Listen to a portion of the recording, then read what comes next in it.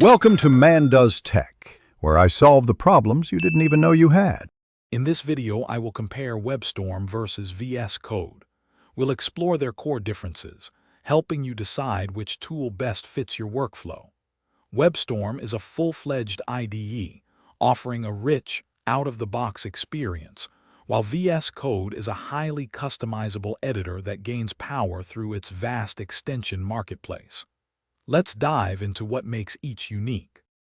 WebStorm excels with its integrated features, providing superior code analysis and refactoring capabilities right away.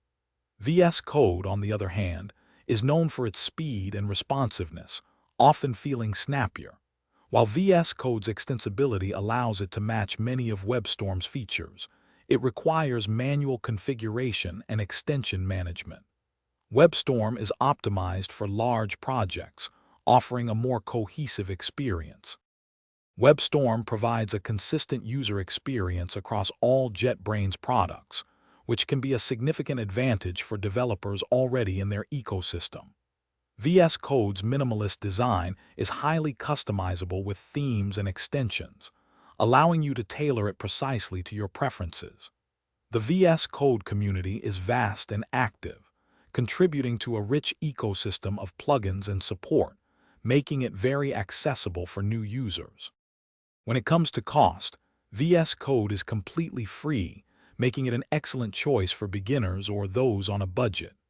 WebStorm, however, is a paid product, offering a premium, all-inclusive IDE experience.